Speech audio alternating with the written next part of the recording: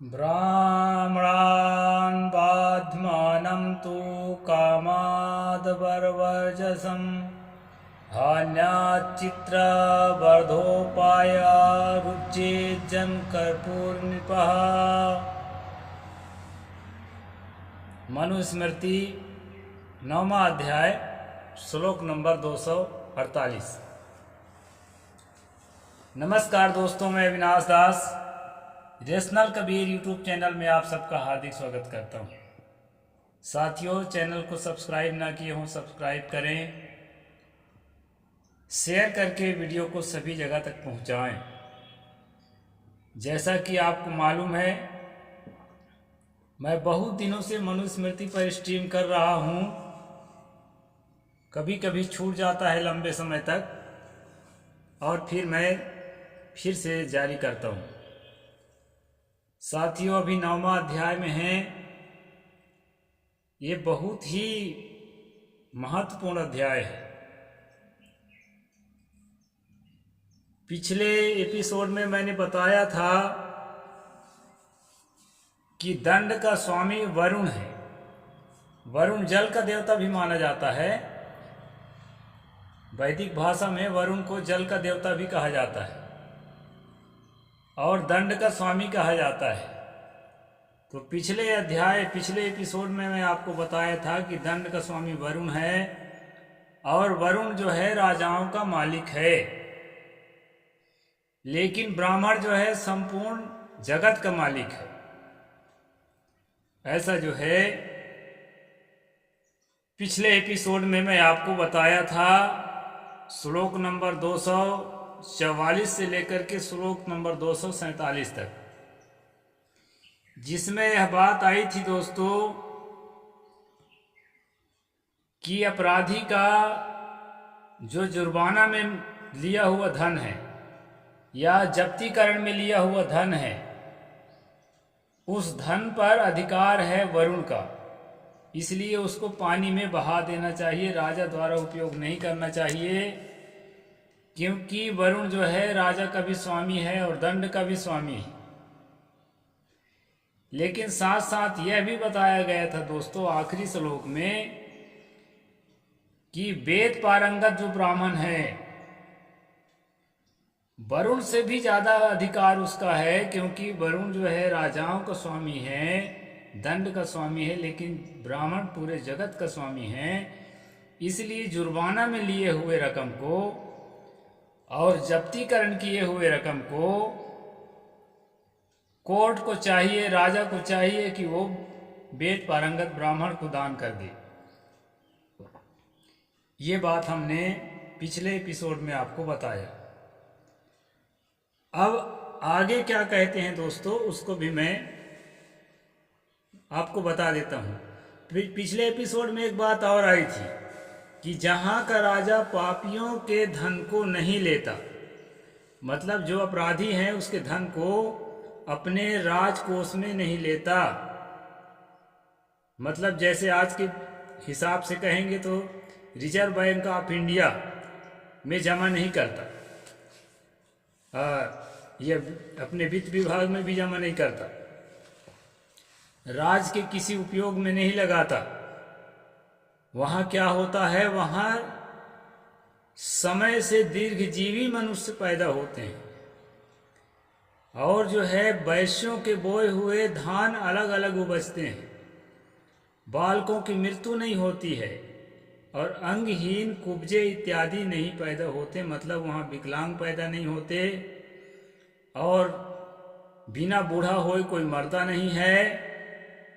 और जो वैश्य लोग जो धान बोते हैं वो जो है कई गुना पैदा होता है। इस प्रकार से दीर्घजीवी का मतलब सैकड़ों हजारों साल जीने वाला मनुष्य। इस प्रकार उस देश की दशा हो जाती है जहां पर अपराधियों के धन को जो जुर्माना में या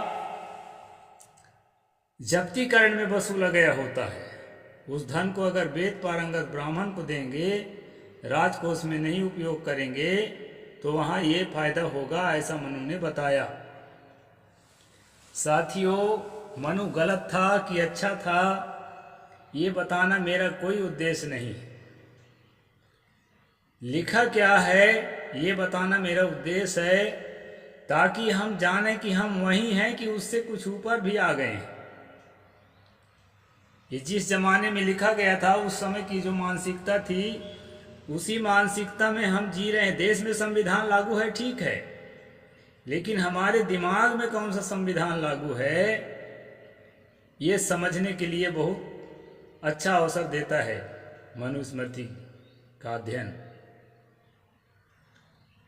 तो आगे क्या कहते हैं दोस्तों, ब्राह्मणान बंधमानम तु कामाद वर्णजम हन्याचित्र वर्धोपायुरुद्देजन करे नृपः। यदि शूद्र इच्छा से शारीरिक क्लेशों द्वारा ब्राह्मण को कष्ट देता हो तो राजा उस शूद्र का छेदन, ताड़न आदि कठिन प्राणनाशक उद्योगकारी दंडों को दे। मनुस्मृति एक धार्मिक किताब है। धर्म द्वारा राजसत्ता का नियंत्रण होना मनुवादियों का सिद्धांत है कि धर्म द्वारा राजसत्ता को नियंत्रित रखा जाए।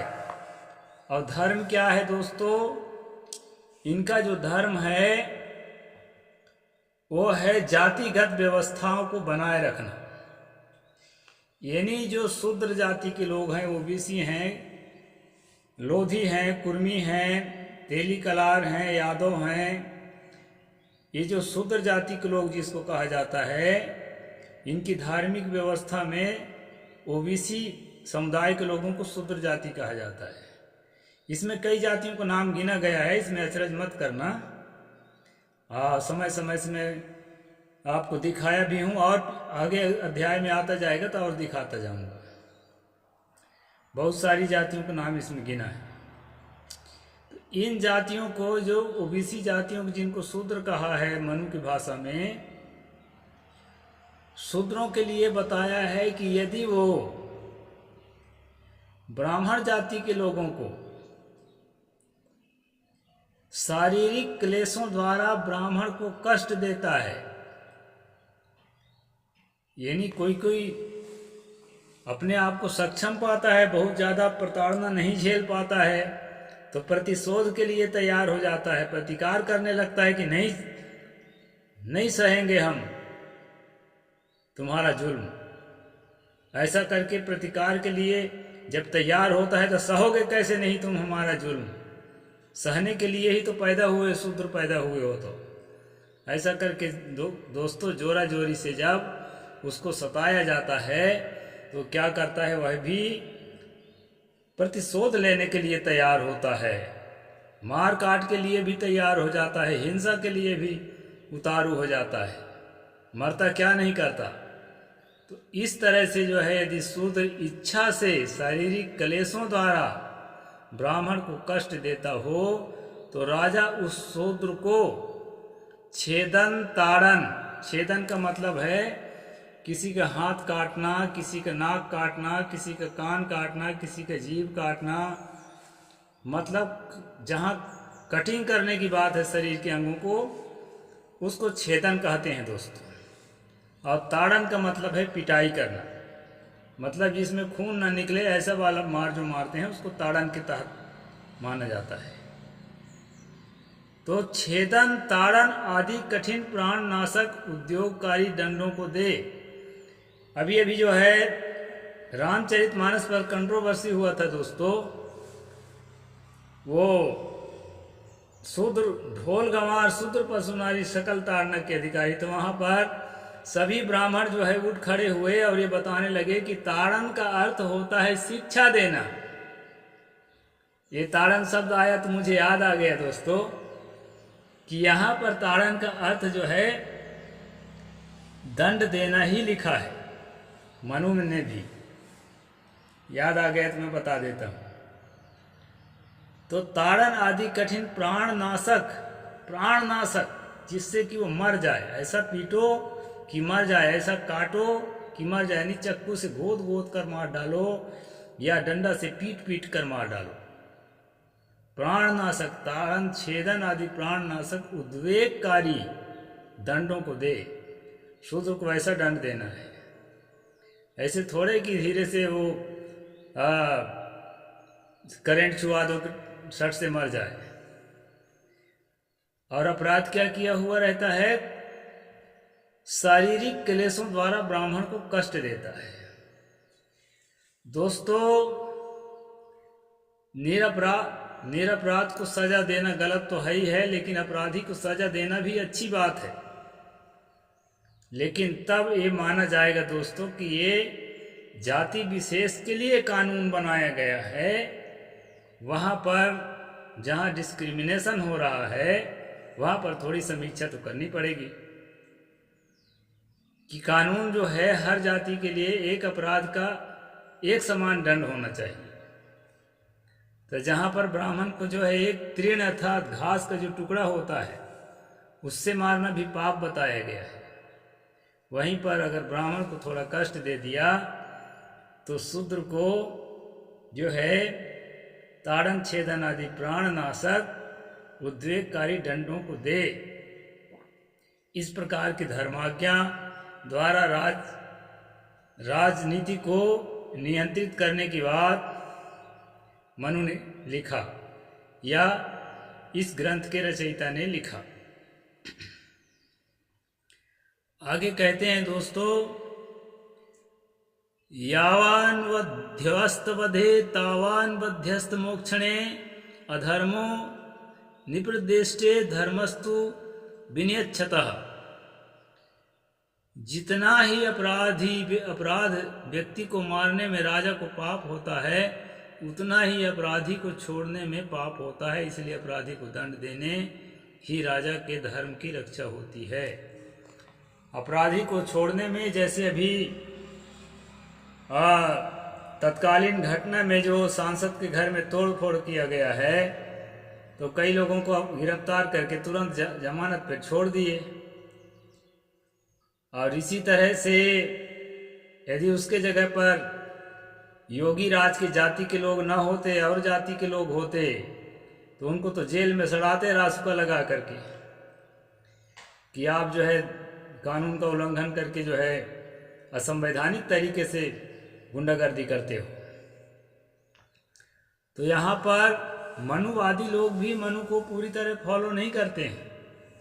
मनु कहता है अपराधी को निरपराध को सजा देने में जितना पाप है उतना ही अपराधी को छोड़ने में भी पाप है।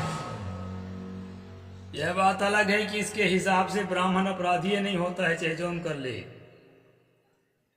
और शूद्र ब्राह्मण को थोड़ा भी दिल दुखा दिया तो उसको ताड़न छेदन के द्वारा प्राण घातक उद्योग दो, चाकू से गोद गोद करके मार डालो, डंडा से पीट पीट करके मार डालो। तो इस प्रकार से दोस्तों मैंने आपको बताया मनु का जो कानून है यह परस्पर विवाद करने वालों के व्यवहार का 18 विभागों में निर्णय कहा गया है।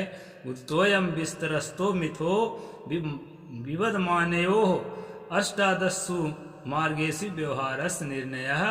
ये 250 नंबर श्लोक तक मैंने इसका जो है आपके सामने वीडियो बनाया। अब आगे बनाऊंगा दोस्तों अन्य विषयों पर जो यहाँ आएगा 251 नंबर से। तो आप समझ गए होंगे कि मनु स्मृति के लेखक की मानसिकता और इसको संविधान के दर्जा मांगने वालों की मानसिकता, जो अभी जिद पर अड़े हैं कि संविधान बदलना है, संविधान बदलना है, मनुस्मृति लागू करना है। सावरकर के औलादों की जो मानसिकता है वो आपको समझ में आ गई होगी। और इस तरह से कानून को थोपने के लिए दोस्तों संविधान के खिलाफ दिन रात आवाज़ लगाने में लगे हुए हैं और बहुत सारे ऐसी घटनाओं को अंजाम दे रहे हैं जिससे लगता है कि ये संविधान के खिलाफ बहुत ही उग्र हैं। और इससे निपटने के लिए पूरी संवैधानिक तौर तरीके से इनके खिलाफ हमें जागना होगा। तभी जो है इस तरह से काला कानून जो मैंने भी बताया, इस तरह से काला कानून को भारत में आने से रोका जा सकेगा। और जो है बाबा साहेब डॉक्टर भीमराव अंबेडकर के जो संविधान है, जो सबके हित के लिए है, जो सबके समता दृष्टि रखता है, जो सबकी भलाई चाहता है, जिसमें बंधुता है, जिसमें न्याय है, जिसमें समता है, और जो है पूरी तरह से संवैधानिकता है, नैतिकता है, उसको बनाए रखने के लिए दोस्तों मैं इस तरह से मनुस्मृति का खुलासा करता हूँ, ताकि आपको भी लगे कि मनुस्मृति सचमुच देश के लिए उपयोगी है कि नहीं है। साहेब बंदगी, जय जोहार, जय भीम, जय भारत, नमो बुद्धाय।